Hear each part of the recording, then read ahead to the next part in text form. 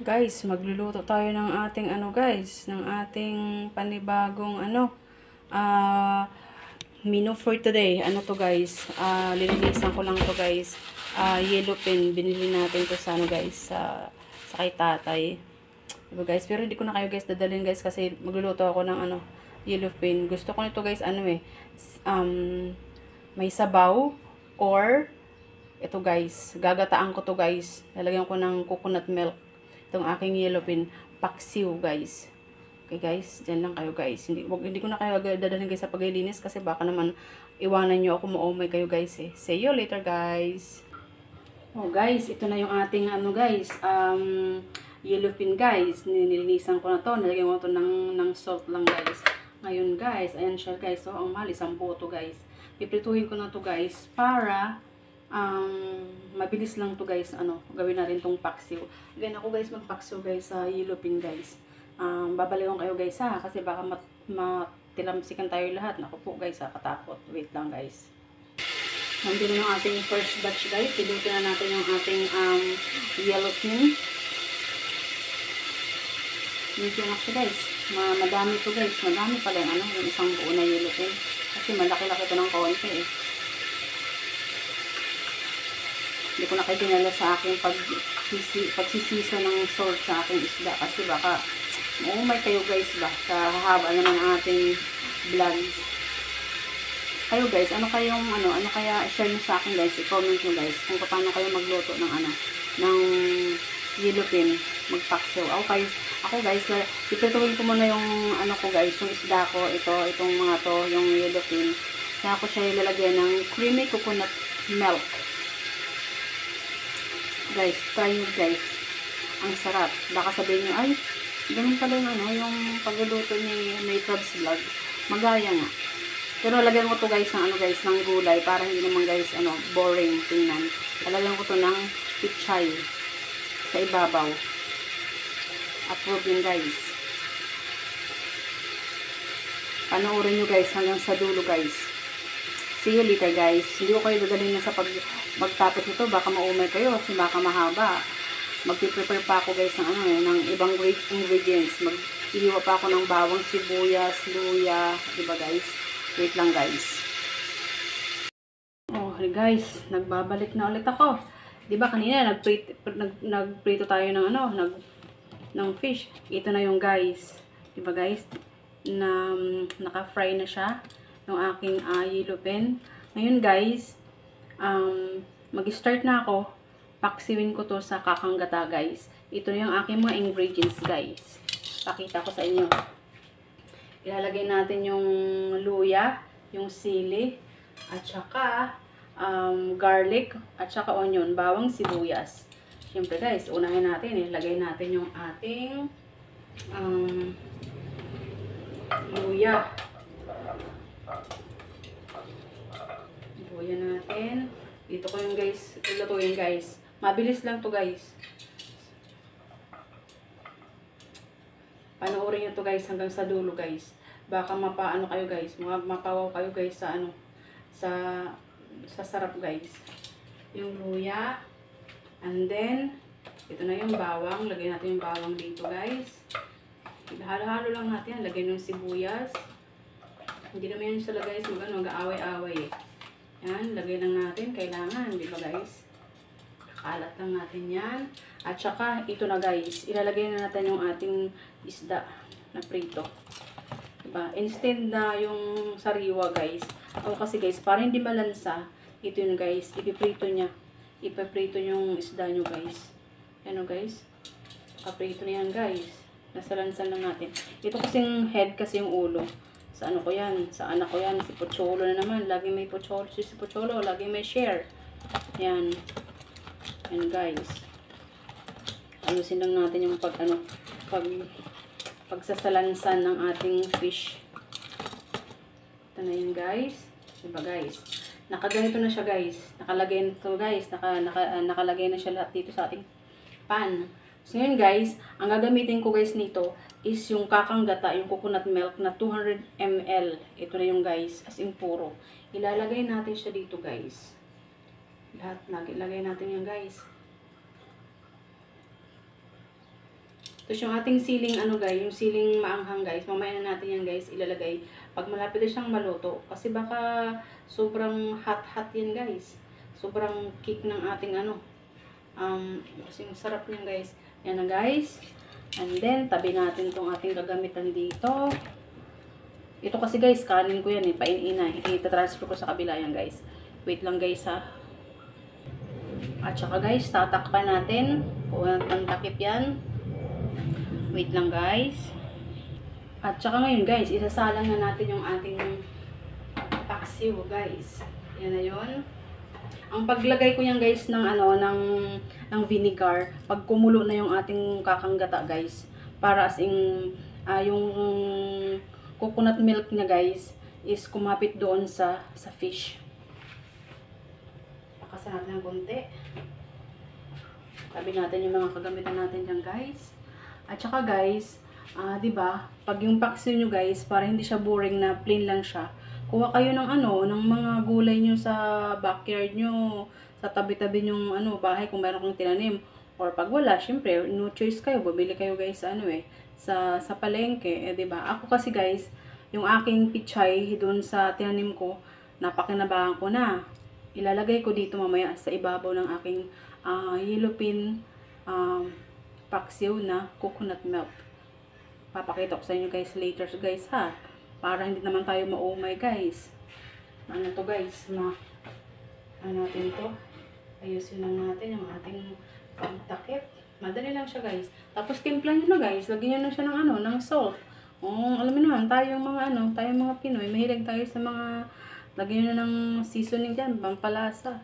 Or magic syrup or something ba? Magic syrup, baka naman. Yan. Antay ko lang yan guys na kumulo guys. Para matikman na natin yung sarap guys ng aking yellow pin paksiw sa gata, sa kakang gata guys. Siguro ko guys, first time matato guys makita nyo. Ganyan napakadali lang siya guys ng recipe na to. Pero nga lang guys, syempre, yung una kasi dyan guys is medyo matagal-tagal is yung pag ipiprito mo yun ipapry mo yung yung fish. At saka yun. Pero pag ganito na guys, nalagyan mo na siya ng coconut milk. Yung kakanggata, madali lang naman siya guys. Pag kumulo na siyang guys, yun na yun. Lagay mo na yung yung gulay sa on top ng fish. Diba? Madali lang naman siya guys. Easy lang. At saka masarap. See you later guys. At saka guys, kumulo na ngayon yung ating ating coconut milk. Lalagyan ko na siya ngayon guys ng ng ating vinegar. Ano lang siya guys, siguro ko tansyahin lang, gusto yung asim. Saan kasi is mga lang to. Mga ganito lang siya, mga 2 tablespoon lang siguro nalagay ko dito guys sa aking para hindi lang siya guys diba, yung coconut milk kasi to guys kakanggata to para hindi siya guys mapanis Ganyan. At ng vinegar, itabi natin yung ating mga kagamitan dyan. Tapos, takpan mo siya guys. Wag mo siya guys haluin. Ako kasi hindi ko nahalo yan. Para hindi siya mapait. Hayaan mo lang siya guys na kumulo yan guys. Yung kakanggataan natin yan. Punasan natin yung kalat natin kasi.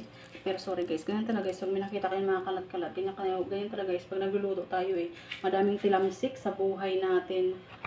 Kaya nga, natapos tayo magluto, aray ko po, ang dami nating linisin, ang dami nating hugasin. Kaya minsan, ang sarap talaga magluto guys Na madami kang, tapos ikaw lang mag-isa, struggle talaga is real, guys, no? Yan talaga, pag wala kang tiyaga, wala tayong nilaga guys. Sinsya guys, kung meron kayo narinig ng ingay-ingay sa tabi-tabi, alam mo naman guys, may tayo guys nasa tayo Yung bahay natin is wall. May wall to wall guys Kaya gusto kong guys Yan, okay na yan guys. Mga 1 minute, 2 minutes lang guys. So, ilagay natin yung ating, guys, yung ating ceiling green hanggang sa isi-simmer lang natin yung ating sabaw ng ating paksiw na yellow pin sa kakanggata guys. Diba guys? Mamaya pakita ko sa inyo guys. See you later guys. Titingnan natin guys, lalagyan natin ng guys, ang ating isda guys, na paksiw. Lalagyan natin yung ating sili para may anghang.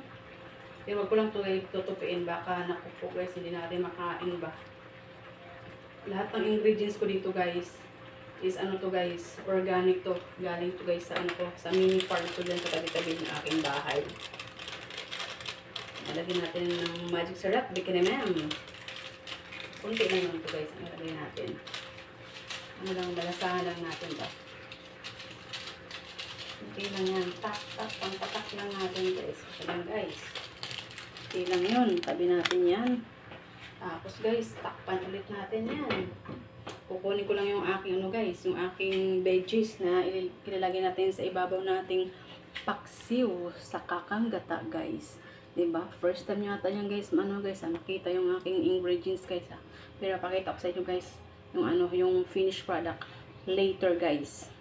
Kailangan i-simmer pa natin yan guys para talaga masarap na masarap yun guys.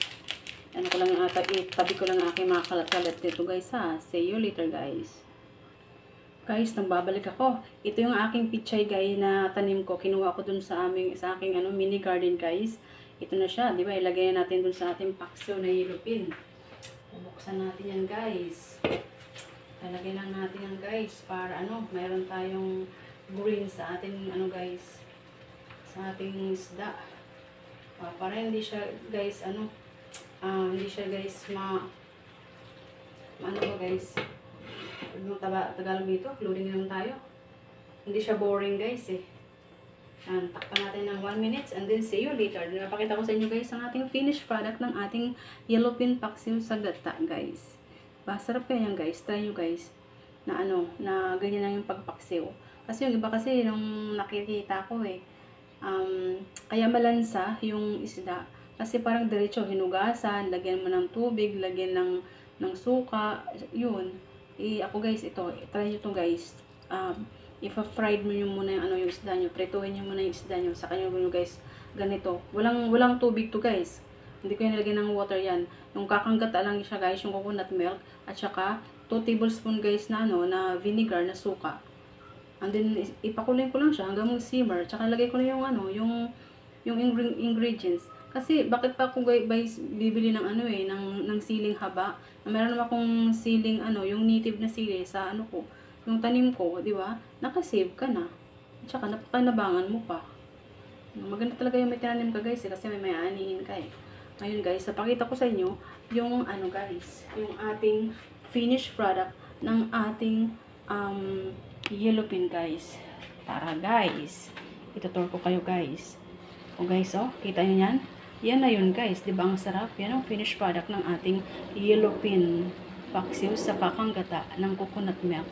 Try nyo yung guys. Naku, taob lahat guys yung guys. Taob dyan guys yung nyo. Ang iyong kanin nyo guys. Naku, mapapakain kayo ng sa sobra-sobra May sticky na guys yung kanyang, diba? Diba hindi na siya boring guys? Meron na siyang gulay. May gulay na siya. At saka, sampa. Diba? Napakinabangan ko guys yung yung aking, yun na, ready to eat na yan guys. Tapos na yan guys. Diba? Please share, like, and pa-subscribe naman mga Mari, mga Papshi, Sir, Mom, diba? Try nyo po yan. Try nyo yung magluto ng ganitong recipe. Ang sarap. Mapapatams up kayo ng bongga-bongga dito. Try nyo guys. Ganyan lang siya. Ang paksiw. Diba? Ang sarap nyo siya guys. So delicious guys. Diba ganyan lang. Kung gusto nyo ng recipe, comment kayo sa akin. Bibigay ko yung recipe nyo guys. Pero napakadali lang naman yung guys. Tapos na yan guys. Diba? Papatayin na natin. Diba guys? Yun lang. Diba? Ang sarap talaga guys. Please like and pa-subscribe naman po. See you sa ating next vlog po. See you sa ating next upload. Bye-bye. Be safe. Love you all. Diba? Try nyo yan. Ang sarap yan. Lunch. Kahit ng pang supper yan sa gabi nyo guys. Pang dinner nyo guys. Ang sarap guys. Kahit ito. Ewan ko lang ko guys. Ito kasi diba? Yelipin yan guys. Ang sarap. Sarap talaga guys. Kakain na po ako. Gutom na ako. Bye-bye. Love you all. See you sa ating susunod nating vlog again. Pa-share naman po, pa-subscribe, pa-click ng bell button para po pag once may update tayo, ma-notify po kayo. Thank you, para marami tayong matulungan.